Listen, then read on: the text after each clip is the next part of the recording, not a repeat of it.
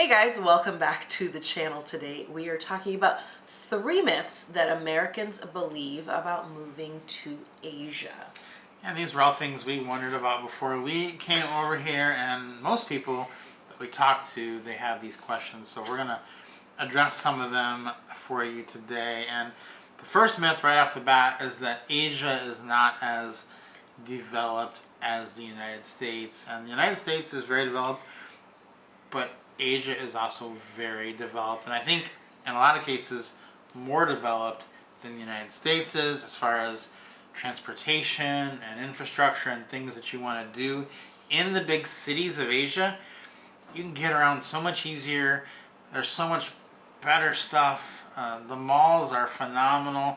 They have everything that we have in the U.S. There's nothing here. About the only thing, is a couple of restaurants, but they have almost every restaurant you could name, American restaurant here, plus all the Asian things. So there really is nothing you are missing. In a lot of ways, it's better in every regard. Yeah, it's really quite interesting, especially when we started first looking at like housing even in some of these countries in Asia. I was like, that's a condo in Asia? Are you kidding me? There's rooftop pools, world-class gyms in these residential buildings is astonishing, and just the level of kind of infrastructure, like I said, in some of the bigger cities is incredible, from transportation to really everything else. It's really quite amazing to me what they have done in Asia, and it's just, in some cases I'm like, this is better than at home. Some of the things I'm just like, I can't find a place like this at home, certainly not one that's affordable. This is wild.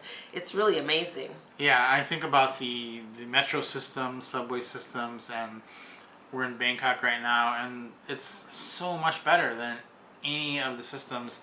We ride a lot of systems in the U.S. when we're there because we don't have a car. We ride New York, we ride LA, we ride Atlanta, we ride Chicago. Hands down, the Bangkok system is better than all of them by miles. And then you throw in like the system they have in Tokyo. It's not even comparable how much better it is. You can get anywhere you want quickly, efficiently, cheaply, and safely. Keyword. Safely, with no hassle, no problems. And throw in the systems in Europe.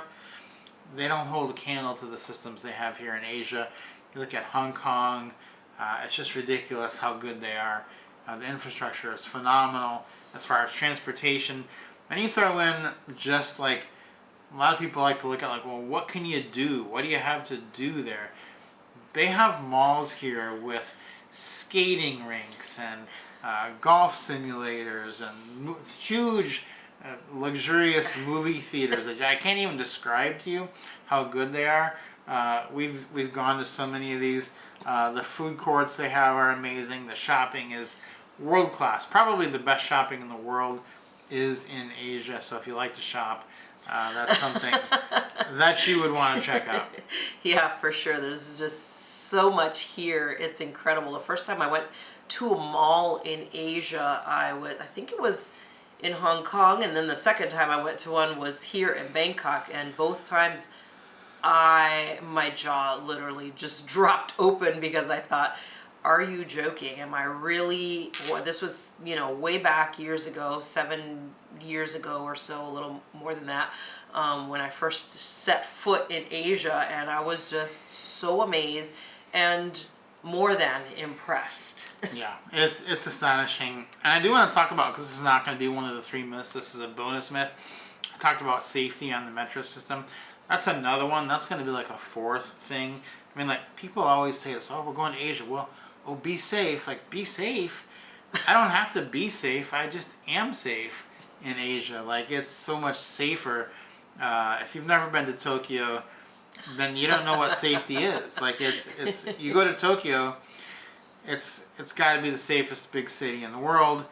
It's just, there's such a feeling of safety there, and you will leave there thinking, I never knew a big city could feel that safe. I didn't know I wasn't safe until I went to Tokyo when I'm all these other places. So it's that safe. It's like it's staggeringly eye-opening what you're experiencing there versus what you are at home. And now when we come home to the U.S., it's kind of like, oh, well, this is not Tokyo anymore. And, you know, it's not like we've lived in the U.S. our whole life. It's not like we find it extremely dangerous, but we don't find it Tokyo levels of safe. And people say, well, you don't live in the same, you must not be seeing the same things I am. It's like, no, it's just you've never experienced the safety of a big city in Asia like Tokyo. Yeah. It's astonishing. Yeah, for sure. I think this last trip we flew straight, last trip home to the US, we flew straight from Bangkok right into LAX. So we went from Bangkok, Thailand to Los Angeles, California, USA, and the difference in the two was astounding. Literally from the moment you walk off the plane, it's a completely different feeling that you have than when you're someplace where you feel safe. You know how this feels. Feeling that safety is really important, and it's really amazing how safe you do feel in so many of these Asian countries. Okay, next one is going to be that it is always hot. That's the second one we hear a lot, is it's so hot there, it's so humid. And, you know, it is hot in a lot of places. It is humid, but it is hot and humid in the U.S. as well. And there are a lot of places where it is not hot and humid. If you go to Japan, it is not hot and humid. Korea, a lot of the year is not hot and humid. And even northern Vietnam. We were in Hanoi for several months in the winter. Definitely not hot or humid. It was downright cold. We had to wear jackets. And it's just this perception that it's always just dreadfully hot. In Asia, it's not true. Now, there are some cities like Bangkok and Saigon that do not really ever get cool, I would say. But they have done an incredible job of mitigating this by being the most air-conditioned cities we've ever been. For sure. As a matter of fact, I constantly have my little black cardigan that I talk about all the time. I always carry that with me in my bag because when I get on the train, it is so cold. And I'm not the only person who does that. The locals do that as well. You'll see ladies putting on a little jacket or sweater when they're on the train, especially if you're going to be on it for a long time, for a long ride. You put those on because you are going to be cold. They keep that air on as high as possible. I don't know what they have the thing set to, but I call it meat locker cold. It is so cold. Not only that, like if you're walking around and you need a quick, a quick blast of cold air, walk into a 7-Eleven, buy yourself a bottle of water for 15 cents and cool off in there and you're good to go. Same thing, the malls are all really air conditioned.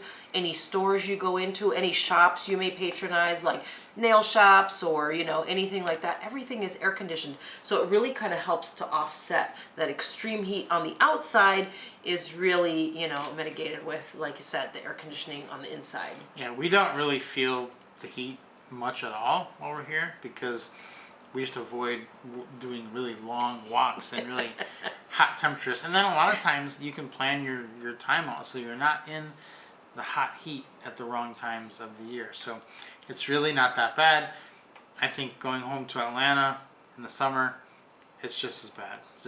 It's worse because you can't avoid it as much there. So I think that it is a myth that it's always hot in Asia. It's not always hot. It is hot sometimes, but you can avoid it. Next myth, third myth, is going to be that you are going to have big language problems when you get to Asia. And that is just not the case. We do our best to try to learn, a handful of phrases for everywhere that we're going, to at least say hello and thank you and yes, no, that type of stuff. And of course, we try to figure out how to say the bathroom too in case we need that. But, the beauty of today's technology is absolutely phenomenal. You can use Google Translate in most places, almost all places, and to communicate with people. But here's the funny part about it is that a lot of times you don't even need that. Because so many of these countries, a lot of the population speaks some English. And it's absolutely incredible. Even if you greet them with a hello in their language, you're still, able to communicate with them. They can see by looking at you, you're not a local, and they'll start speaking to you in English without you even, saying like, do you speak English?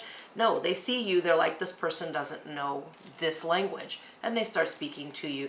The only place, that a lot of people didn't speak or didn't want to was in Japan, and that's really more of a cultural thing. And honestly, it was really not a problem there either, because again, the translation apps come in handy, and you would be amazed at what you can do with just sign language. Exactly. Or like not really sign language, but like hand motions. Yeah, I was excited because I got the new Google phone. I had all the new translation features. Like, this is really going to help me. I'm going to be, like, talking to people. And I haven't used it once. Because every time someone wants to talk to me, they just talk to me in English. Every single time. I've never had someone talk to me where I felt like I needed to pull out a translation app. Except for in Japan. That's the one caveat. But in any other country, you're not going to use all these translation apps that you would download. They're just going to speak English to you. They're going to see that you're American. They're going to want to speak English. Their English is going to be way better than your whatever country you're in language. And that's just the language you're going to go with. And they're going to know enough to get through the conversation with whatever you are doing. If you're in a restaurant, you're probably not going to be able to talk to them about video games or the NFL. But you'll be able to get your order placed and have a pleasant conversation about some other things. So it's not that they're always fluent, but they're fluent enough in the area that you're going to be speaking to them about that you will get through the conversation in English. Yeah, and I think what's interesting too is how astute people are in other countries. In people are watching you and watching what you're doing, and a lot of times they watch not because of any bad thing, but because they want to see if you need assistance in some way. We were in a ramen shop in Tokyo, and we couldn't figure out how to order, and it had to be on this little digital screen thing. Well, we couldn't figure out how to switch the language on it, or if it was even an option, and the guy next to us kind of just poked his head over, and he just hit the screen and switched it to English for us. So we were like, oh, thank you. He didn't have to say anything. He didn't speak English, but he knew that we were having trouble with that screen trying to order in Japanese, trying to use our phone to translate it, and he just leaned over, switched it for us. So, if you see people watching you, it isn't because they're watching you for something bad. It could be for something as simple as they're seeing, hey, this person might need help with this. I can step in and assist them without saying anything. He didn't have to say anything. Thankfully, we knew how to say thank you very much in Japanese. I could say that to him. And it was so great. And it was such a cool interaction, too, to kind of have those things, along the way, too, as you travel. So it makes it kind of a cool experience. Yeah, people are so helpful everywhere you go that you're just not going to feel like you have these big problems, because they're going to help you in whatever situation that you're facing. So we have had an amazing time being in Asia. We know a lot of people that are thinking about trying this out, trying to come over and spend some time. Don't let these fears, these myths hold you back. These are nothing to be concerned about. They are just myths, and they are not really the reality once you get here. Yeah, I think that's the thing is getting boots on the ground, is actually going to these places and not letting really someone else's fear drive what it is that you're going to do. So hopefully these were helpful to you. If you have any questions, you can leave those down in the comment section. If you haven't subscribed to the channel, please consider subscribing. If you enjoyed this, give us a like, and we'll see you guys next time.